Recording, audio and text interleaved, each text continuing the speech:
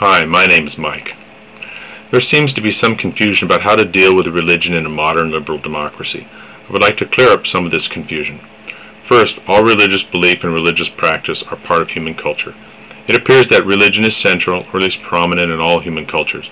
Attempts to debate one religion versus another have always proved a failure, due to what we might call a lack of objective metrics or scientific proof.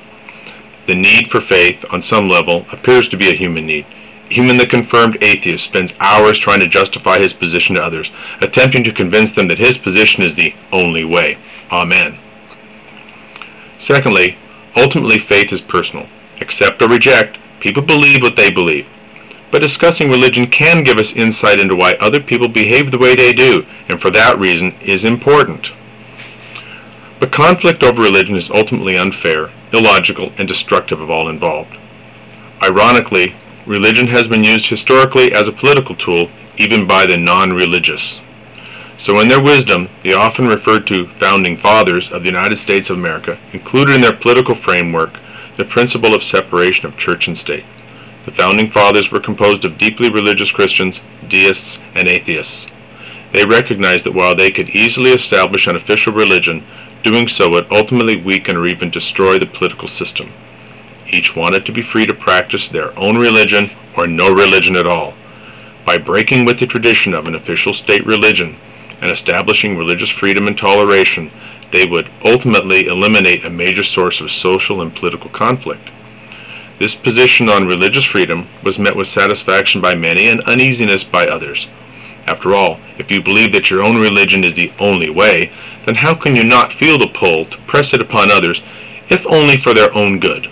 Are you not sacrificing God's truth and salvation of others for the expediency of short-term political convenience? The answer is that religious freedom and tolerance holds primacy over any religion, no matter who holds it, what its teachings are, or how many people profess it. In other words, if 90% of the people are a particular religion and want to impose their beliefs on the other 10% through law, they simply cannot.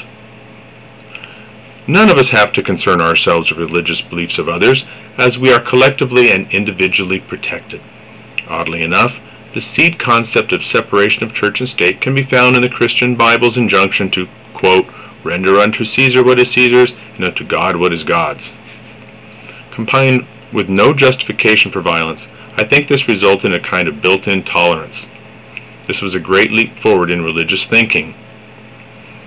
Enforcing religious protection has always been a challenge, and that challenge continues today.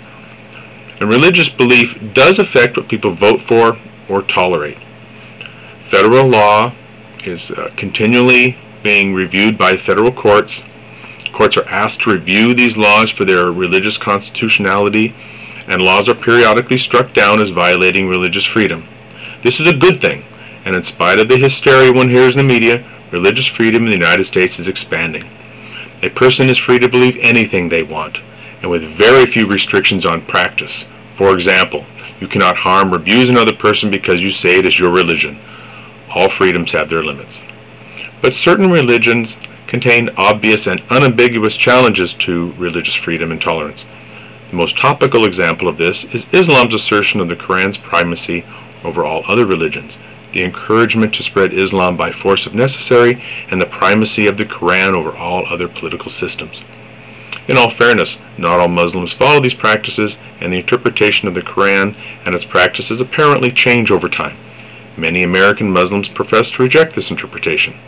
But having read parts of the Quran and modern jihadist writings myself, I can understand how someone could feel the pull to strap a bomb on and detonate it in a crowd of non-believers with the hope of eternal reward.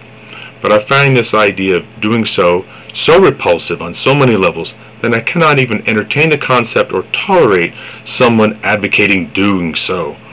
It violates so many aspects of my beliefs on so many levels.